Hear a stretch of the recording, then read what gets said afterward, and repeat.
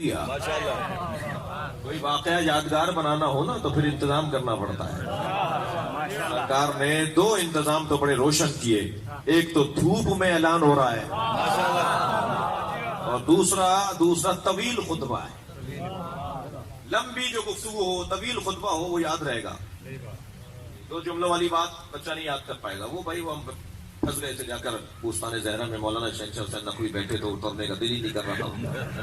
ماشاءاللہ اتنی لمبی گفتگو کی پہلو بدل کے تھک گئے. پیر سن ہو رہے تھے مگر مولانا اتر ہی نہیں رہے تھے.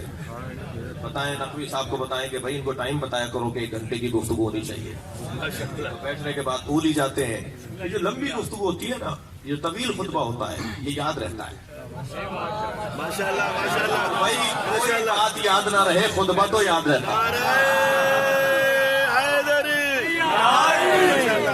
اتنی بڑی لمبی محفل تھی وہ کیا ہوا تھا اس میں کوئی یاد نہیں ہے.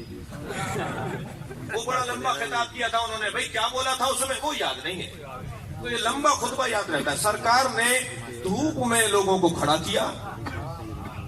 بھائی آپ یہ جو گورے رنگ والے لوگ ہوتے ہیں نا یہ 2 گھنٹے دھوپ میں کھڑے ہو جائیں گے چہرے کا رنگ بدل جاتا ہے. اور دیکھ کے لوگ کہتے ہیں کہاں کھڑے ہوئے تھے دھوپ میں رنگ کالا کر لیا اپنا. جی چہرہ بدل جاتا ہے بولیے بدل جاتے ہیں. بھائی اتنے دن تک ہی یاد رکھو جب تک پہنچو اور پیغام آگے بڑھاؤ. اور لمبا طویل خطبہ ہے. لہذا بعض لوگوں نے کہا ہے یہ خطبہ غیر مستند ہے اس لیے کہ لمبی گفتگو کرنا طویل خطبہ دینا فصاحت کے خلاف ہے. ہم کہتے ہیں کہ فصاحت کے خلاف نہ مختصر گفتگو ہے نہ فصاحت کے حق میں مختصر گفتگو ہے نہ فصاحت کے خلاف طویل خطبہ ہے. موقع اور محل کے مطابق بات کرنا ہی فصاحت ہے. ماشاءاللہ ماشاءاللہ سرکار نے ضروری سمجھا کہ طویل خطبہ دیں. طویل خطبہ ہے جو غدیر کا خطبہ ہے جس میں حضرت نے مولا کائنات کی مولائیت کا اعلان کیا ہے. میں نے بہت زحمت دی آپ کو. میں ایک پیغام دینا چاہوں گا. جہاں غدیر کا دن جشن منانے کا دن ہے جہاں غدیر کے دن عیدی دینے کا حکم ہے جہاں غدیر کے دن نئے کپڑے پہن کر گلے مل کر مبارکباد دینے کا حکم ہے وہیں غدیر کا دن اس گھرانے کے ساتھ ہونے والے ظلم اور مظالم کی طرف بھی ہمیں توجہ دلاتا ہے. غور فرمائیں. وہ جو اعلان کیا تھا سرکار نے میدان غدیر کے اندر میں جس کا مولا ہوں اس کا علی مولا ہے. وہ اعلان جو نبی نے کیا تھا وہ سقیفے میں اس اعلان کے خلاف اقدام ہوا. میں نہیں جانا چاہتا اس بحث کے اندر کہ سقیفے میں کون کون لوگ بیٹھے تھے اور کیا ہوا اس کے نتیجے میں.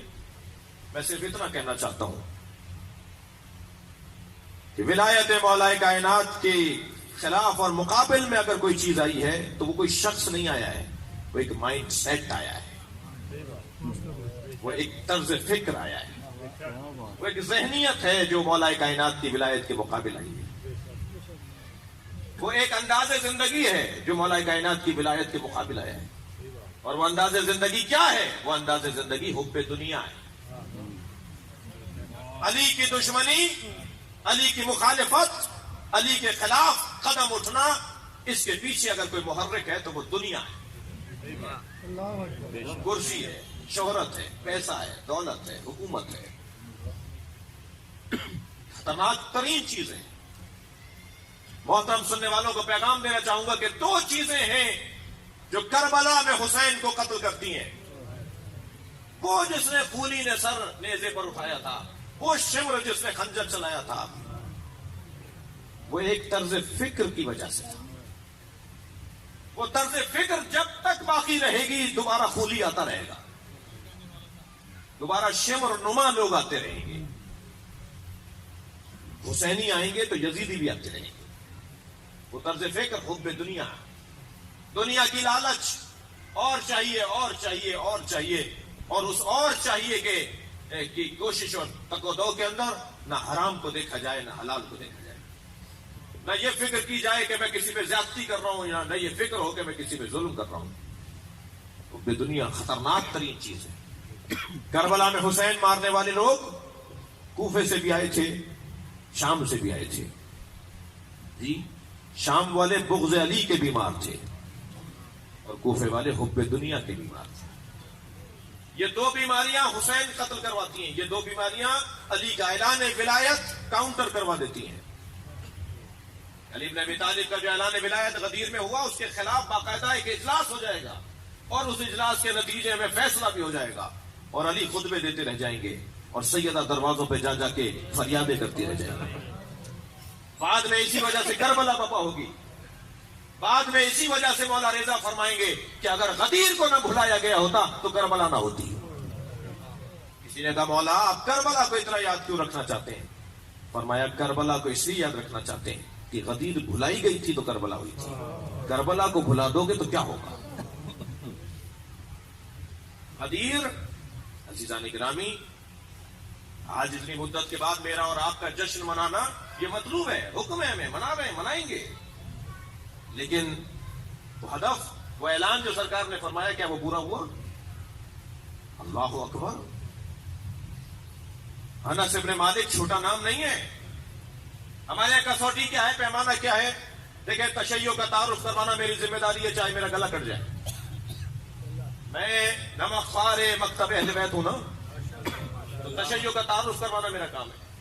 کسی کی دل آزاری جائز نہیں ہے، حلال نہیں ہے، مجھے اجازت نہیں ہے کہ میں کسی کی دل آزاری کروں، مگر تعارف تو کروانا میرا کام ہے۔ تشیع کا تعارف یہ ہے، توجہ چاہوں گا، تشیع کا تعارف یہ ہے کہ ہم ہر اس کا احترام کریں گے جس کا ماضی اس کے مستقبل کے ساتھ جڑے۔ ماشاءاللہ ماشاءاللہ ماشاءاللہ ماشاءاللہ۔ بھائی آپ 6 گھنٹے تک کوئی دیگ پکائیں، میں مثال دے رہا ہوں بچوں کے لیے، بڑے چاؤ سے آپ نے حلیم پکایا، 6 گھنٹے تک اس میں گھوٹا لگاتے رہے، طرح طرح کی چیزیں ڈالتے رہے، سجا سجا کر آپ اس کو بناتے رہے، اور چھپکلی گر گئی اس میں، سارا پھینکیں گے یا نہیں؟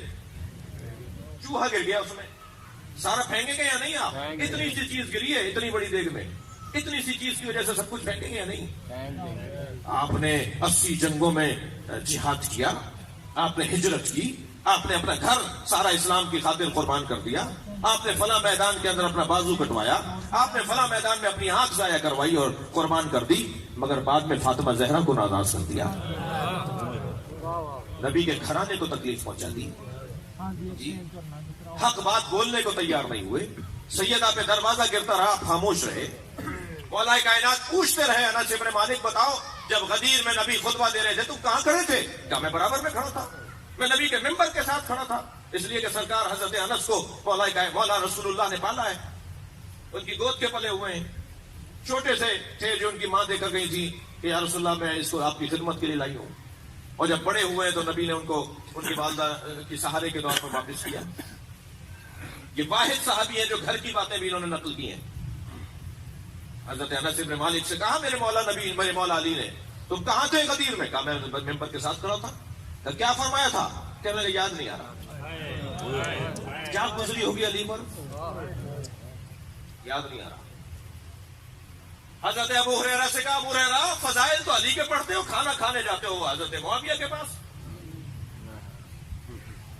تو کہنے لگے کہ کھانا وہاں ملتا ہے، علم یہاں ملتا ہے، تو کہنے لگے جب علم یہاں ملتا ہے تو علی کی بات کیوں نہیں کرتے؟ تو انا للہ و انا الیہ راجعون کلمہ استرجا پڑھتے ہوئے آگے چلے گئے حضرت ابو ہریرہ۔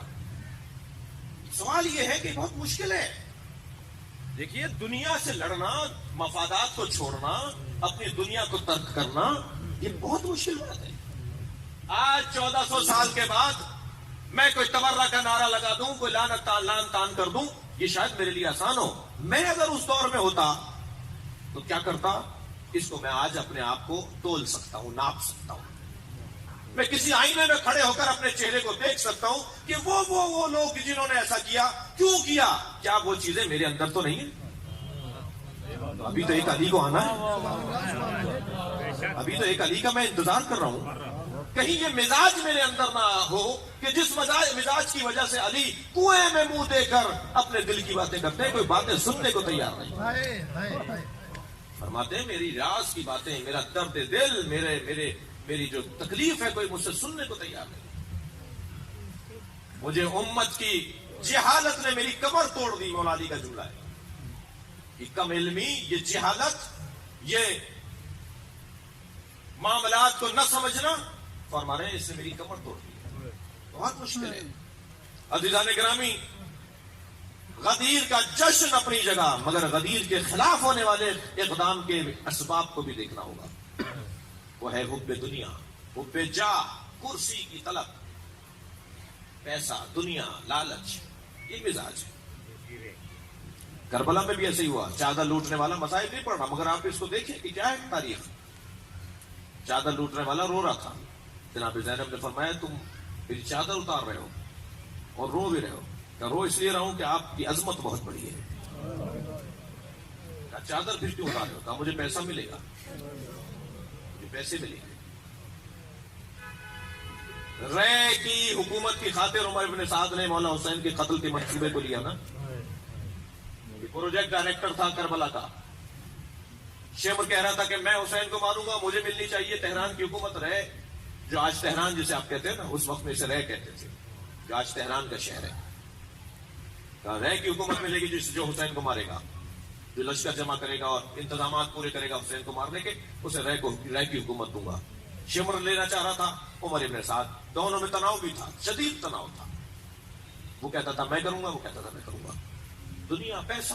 امام حسین نے فرمایا تجھے رے کی حکومت تو دور کی بات ہے، تجھے رے کے جو کے دانے بھی نہیں ملیں گے مجھے مار کے۔ یہ ایسے لوگ ہیں تجھے نہیں دیں گے، یہ تجھے دھوکہ دے کر لائے ہیں، تجھے کہا ہے کہ مارو گے تو یہ ملے گا، یہ نہیں دیں گے تجھے۔ نہیں ملا، اس سے کچھ نہیں ملا۔ بعد میں روتا پیٹتا رہا کہ تم نے وعدہ کیا تھا، یزید سے کہتا رہا تم نے وعدہ کیا تھا کہ مجھے تہران کی حکومت، رائے کی حکومت دو گے، نہیں دی۔ یہ دنیا، یہ لالچ، یہ خود پسندی، یہ جاہ طلبی، یہ حب جاہ، یہ عزیزان گرامی علی کے مقابل لا کھڑا کرتی ہے لوگوں کو۔ یہ حسین کو قتل کروا دیتی ہے۔ خدا کے لیے میں اپنے ان بچوں اور جوانوں کے لیے کہہ رہا ہوں، مجھے اس سے کوئی غرض نہیں ہے کہ خدا نخواستہ کسی کی طبیعت پہ کوئی گرانی آئے۔ خود پسندی کو ختم کیجئے، جہاں طلبی کو، انانیت کو، مجھے یہ چاہیے، مجھے وہ چاہیے، اس کی خاطر سسٹم کو خراب کر دیتے ہیں۔ میں نہیں ہوں تو کوئی بھی نہیں ہوگا، میری بات نہیں مانی جا رہی تو ادارہ ہی نہیں چلے گا، مجھے نکال دیا گیا ہے تو میں اس ادارے کو تباہ کر ڈالوں گا۔ یہ چیزیں انتہائی، یہ علی والوں کی چیزیں نہیں ہیں، یہ اہل بیت کے والوں کی چیزیں نہیں ہیں۔ اپنی ذات کی نفی کرنا ہوگی، بڑے مقصد کی خاطر اپنے احساسات کو قربان کرنا ہوگا، اعلیٰ اقدار کی خاطر اپنی آرزوؤں کو ذبح کرنا پڑے گا، تب جا کے علی پسند لوگ بنیں گے۔ بہت بڑا نقصان ہوا ہے، سسٹم بگاڑ کے رکھ دیا۔ آج جو کچھ مسلمانوں کے ساتھ ہو رہا ہے اسی وجہ سے ہو رہا ہے۔ آج جو عالم اسلام، عالم انسانیت کو مشکلات کا سامنا کرنا پڑ رہا ہے، آپ دیکھیے قابلیت اور اہلیت علی بن ابی طالب کی آج ثابت ہے۔ علی سے زیادہ قابل کوئی شخص نہیں تھا، لیکن نہیں ہو پایا ایسا جیسا نبی چاہتے تھے۔ لیکن کیا یہ اللہ کا نظام مختل ہو گیا؟ کیا اللہ کا منصوبہ معاذ اللہ خراب ہو گیا؟ کیا اللہ کے ارادے معاذ اللہ ختم ہو گئے؟ نہیں، ایک علی کو پردے میں اللہ نے اسی لیے رکھا ہے تاکہ اس اعلان ولایت کا جلوہ نظر آئے اور اللہ کی قدرت کا جلوہ نظر آئے۔ یہ ڈھیل دی اللہ نے، یہ اختیارات دی اللہ نے، یہ تاریخ میں دونوں چہرے سامنے آتے چلے جائیں تاکہ لوگ انہیں بھی دیکھیں اور لوگوں نے بھی دیکھیں۔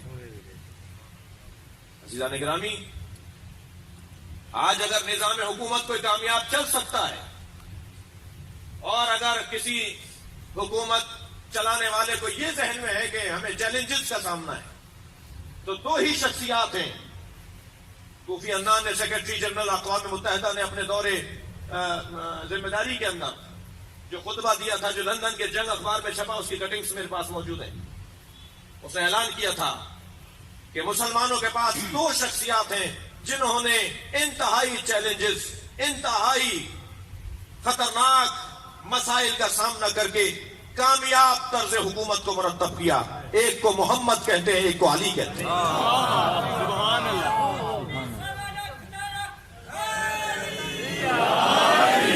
نبی مکرم کے سامنے بھی چیلنجز کا سامنا تھا حضرت کو، ان کے سامنے بھی مسائل اور الجھنیں بھرپور تھیں، پورا معاشرہ بگڑا ہوا تھا اور آپ نے اس معاشرے کو نجات عطا کی۔ اور مولا کائنات کے ساتھ بھی یہ ہوا، تین جنگوں کا سامنا کرنا پڑا، کتنی الجھنیں تھیں، کتنے مسائل تھے مولا کی زندگی کے لیے، مگر کامیاب ترین، یعنی اتنی الجھنوں والی حکومت اور اس کے بعد نظام دیکھیں کتنا جامع تر پیش کر کے گئے کہ آج عہد نامہ مالک اشتر اگر حکمران 40 موضوعات پر مولا علی نے اس میں تحریر لکھی ہے، میں نے دیا ہے خان صاحب کو، چھپوا رہے ہیں، 20,000 کی تعداد میں پورے پاکستان کے سیاستدانوں کو تقسیم کیا جائے گا. ماشاء اللہ جی، ماشاء اللہ. مولا کائنات بتائیں گے کہ حاکم کو کیسا ہونا چاہیے. اور یہ آپ کے ذہنوں میں رہے کہ اگر ہم نے کسی کو دعا دی ہے اور کوئی دعا ہماری لگ گئی ہے تو ہمیں کوئی لالچ نہیں ہے. میں نے جناب اسد عمر صاحب سے بھی کہا کہ میں اگر آپ سے تعاون کر رہا ہوں اور آپ کے لیے میں نے دعا کہی ہے اور وہ دعا قبول ہو جاتی ہے تو یہ ذہن میں نہیں رہے کہ ہمیں کوئی کرسی چاہیے. میں جس کرسی پر بیٹھا ہوں اس ممبر سے بڑی کرسی نہیں ہے.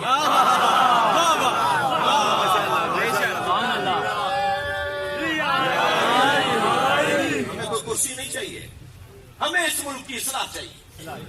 شرم آتی ہے کہ جب ہم حکمرانوں سے FIR کی باتیں کرتے ہیں، گر کر بات کرنی پڑتی ہے جب ہم کسی کو تھانے سے چھڑوانے کی بات کر رہے ہیں. فلاں جگہ جلوس روک دیا آپ نے، جب ہم یہ بات کر رہے ہوتے ہیں کتنی چھوٹی بات ہے. آپ اداروں کو قابلیت اور اہلیت کے اندر لے کر آئیے، وہ اپنے قانون کے مطابق اپنے فیصلے کریں، طریقہ کار کو وضع کر کے آگے بڑھیں. یہ چھوٹی باتوں کی گفتگو کرنا ہی نہ پڑے ہمیں. سارے سسٹم کو ٹھیک کیجئے، معاملات کو ٹھیک کیجئے. میں نہیں سمجھتا کہ اتنا آسان ہے جتنا آسانی سے جو ہے وہ بولا جا رہا ہے. لیکن ہمیں دعا کرنی چاہیے، خیر خواہ رہنا چاہیے. اصلاح کے نام پر اور بہتری کے نام پر جو بھی بات کرے ہمیں اس کے ساتھ کم سے کم خیر خواہ ضرور رہنا چاہیے. اگر تعاون نہیں کر سکتے کسی اور طور پہ دعا ضرور کر سکتے ہیں. یہ اچھا کام کرنا چاہ رہا ہے، اسے موقع ملنا چاہیے. اگرچہ الجھنیں اس سے کہیں زیادہ ہیں جتنی ظاہر ہیں، اور اس سے کہیں زیادہ ہیں جو باطن میں الجھنے ہیں. ذہن علی میں رہے عزیزو، علی ہیں جو ہمیں آج بھی الجھنوں سے نجات عطا کر سکتے ہیں. مولا کائنات کے فرامین ہیں جو آج بھی ہمیں معاشرے کو صحیح سمت پہ لے جانے میں مدد کر سکتے ہیں. ماشاءاللہ.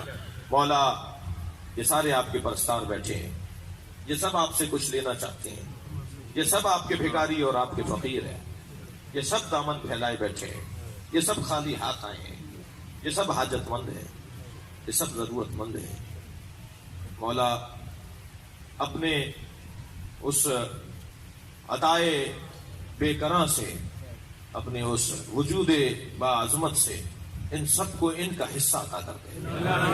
جس کو جو چاہیے اسے عطا کر دیں.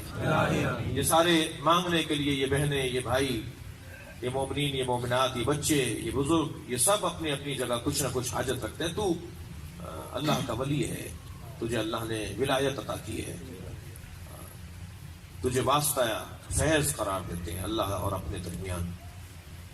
یا اللہ تجھے مولا علی کا واسطہ، تجھے علی کی تنہائی کا واسطہ، تجھے علی کی صحراؤں میں جا کر راز و نیاز کرنے کا واسطہ، وہ کنویں میں منہ ڈال کر اپنے درد دل کو بیان کرنے کا واسطہ، فرات کی تاریکی میں فریادوں کا واسطہ، وہ علی کی زینب کا واسطہ، وہ علی کے حسین کا واسطہ، وہ علی کے اکبر اور اصغر کا واسطہ.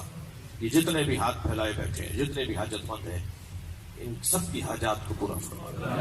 یا اللہ ہماری مشکلات کو آسان فرما، ہمیں آسانیاں عطا فرما. پروردگارہ جو بیمار ہیں انہیں شفائے کلی عطا فرما، جو مسافر ہیں انہیں منزل عطا فرما، جو نادار ہیں ان کی سرپرستی فرما. پروردگارہ یتیموں کی سرپرستی فرما، ان کی دیکھ بھال فرما. پروردگارہ تجھے واسطہ ہے مولا کائنات کا، اس ملک کو مشکلات سے نجات عطا فرما اور حکمرانوں کو عدل و انصاف عطا فرما.